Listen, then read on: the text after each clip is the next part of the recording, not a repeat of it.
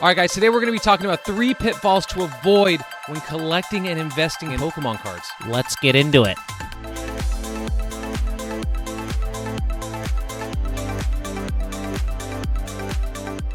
All right, guys, before we get into this episode, I want to once again thank you for clicking on the video. We are marching our way to 35,000 subscribers, on to 40, on to 50, whatever. Something's happening. You guys seem to be liking the content. This is great news. Good for us. Also, guys, stick around to the end of the episode for today's pro tip of the day. Let's get into our episode. All right, guys, first pitfall to not fall into, and that's going to be avoiding hype cycles.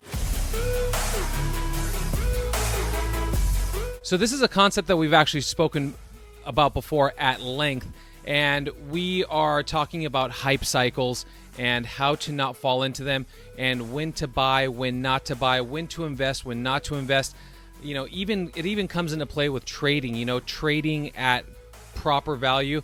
So the first thing I want you guys to understand and to start recognizing is when you are actually in a peak versus a valley, or when you're on the downslope compared to maybe the upslope. So one very, very easy way to do that is to check sales data. And I'm not talking about checking sales data for like the past 3 months. Maybe check it for the past 3 years.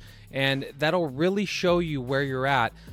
There's certain resources that are online, and we've talked about them many times. You can go to Polkadata, you can go to TCG Player. If you don't have the time to do your own homework, those are the times when you actually have to put your trust and really get your knowledge from other PokeTubers that you might trust, and let them do the legwork for you. That's also a way that you can do it. So if everyone's kind of saying the same thing, you can probably expect that it's true on some level. And one thing that we've been talking about a lot is obviously we were in a hype cycle when everything was locked down. You have Logan Paul. We've talked about the Logan Paul spike, a million times. Now we're in a really, really different time that I have never experienced in my entire 10 years of being back into the hobby in a serious way, right? So, I was a 99 boomer kid, and then coming back into the hobby about 10 years ago. We're in a time period that we've never seen before. So we've gone from an incredible drought and surplus of product. Now we have what I would say is an excess of product, and the product isn't necessarily bad. I think the product is very good, but we are in a economic decline, and I'm not talking about in specifically Pokemon. I'm talking about the world after being shut down for 2 years, which was a huge mistake in my opinion. And now we have to kind of feel the repercussions of that, and we have to be very specific and intentional in how we move forward as investors and collectors in Pokemon. And not only that, we have to prioritize our life and get correct with ourselves in life, financially, right? We have to be correct, I think, in all aspects to be able to move forward in Pokemon properly and make good decisions. To really understand when you're on a peak and when you're in a valley. And right now we are in a valley that I don't know that we've actually met the bottom of yet, but we're definitely in a very, very, very bullish buyer's market as far as, being able to pick up stuff for under retail. I'll give you an example. A deal came up in Discord, link down below, free to join. Discord is an amazing place. 8 booster boxes of battle styles for $70 a piece. Oh my God! Wow! Do I need that? Hell no. Is it a good buy? Oh yeah. And I'm going to pick that up every time. So that was and we'll see what happens with that. Are those boxes going to go to $1,000 in 5 years? No. But could I make 3x, 4x in 5 to 7 years? Sure. And I'll take that chance, and I will definitely make that, I'll definitely take that chance. So that is number one, guys. Avoid hype cycles and recognize when you're on a peak versus in a valley. Number 2, guys, do not put accessibility before rarity. So what do I mean by that? Population is king. If there is a lot of something, that is going to obviously drag down the value because there's going to be more of a supply of that over long periods of time, right? At some point, obviously, those supplies will diminish in one way or another, And, you know, we can take examples of a very good product that was printed into a nuclear state, which would be like XY Evolutions, right? Printed to oblivion, still holds its weight in water because it's a good product and it's a nostalgic product. It's good for multiple reasons. We're not going to get into that. Be wary of items that are printed into oblivion, which is a lot of the stuff right now. I'm going to segue into a very, very specific principle that I live by. And during good times and bad times, good markets, bad markets, sellers markets, buyers markets, I'm always making exploitative purchases on some level or another. So what does that mean? I want to buy for a specific reason, and whether it's your belief or someone else's belief that you're adopting.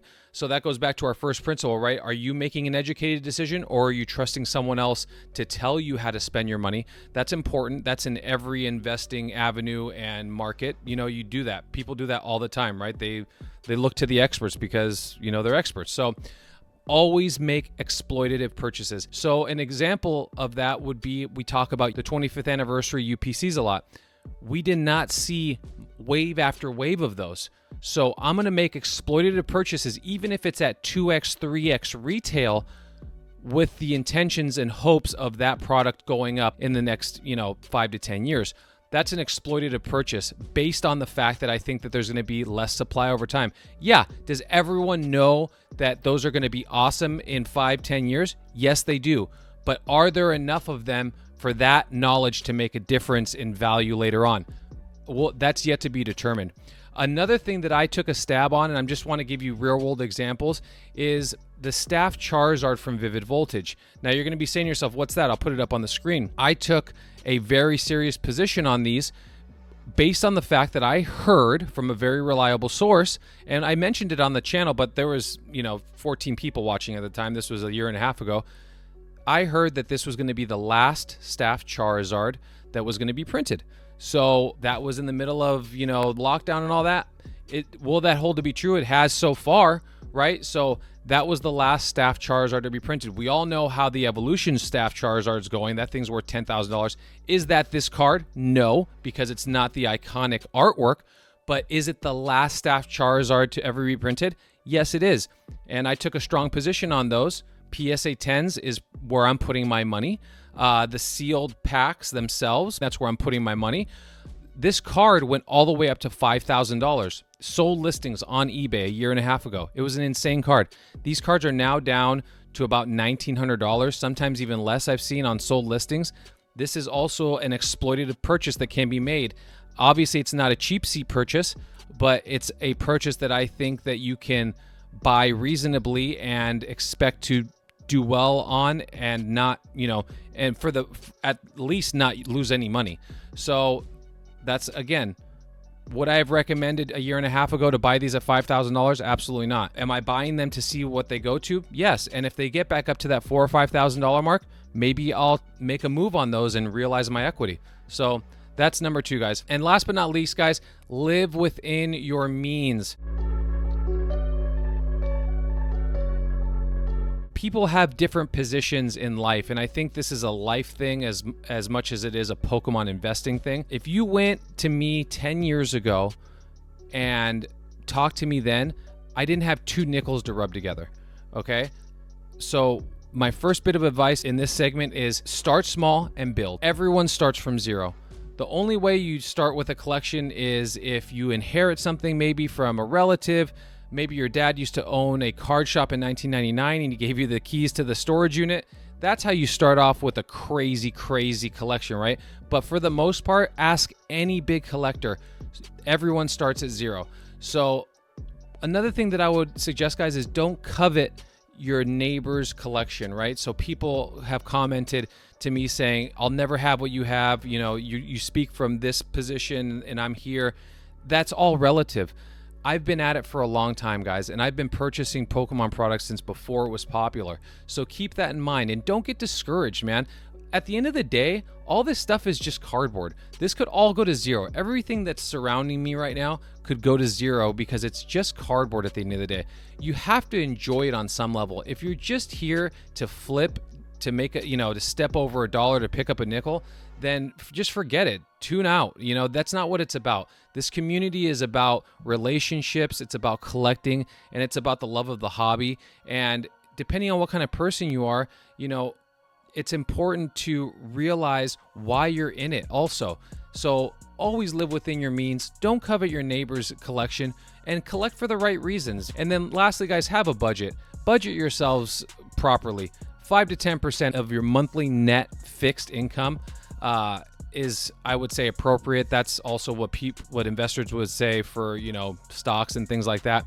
If you're on a adjustable income, like you're a salesperson, commissions, then you have to adjust accordingly. But if you're on a fixed income, I would say a very reasonable place to live is between 5 and 10%. So guys, today's pro tip, I have 2 of them for you, and I have an example of why I think they might be good. So I think you can make an exploitative purchase right now on the Brilliant Stars Charizards. So the first one is the alternate art Charizard. In a PSA 10, it's going for about $400. I see some selling for higher, some for lower.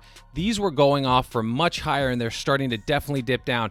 I think that card, if you can get it for anywhere between $300 and $400, is definitely an exploitative type of movement that you can make on this card. I could see this card easily going up to the $1,000 range in the coming years once we get out of this economic turmoil.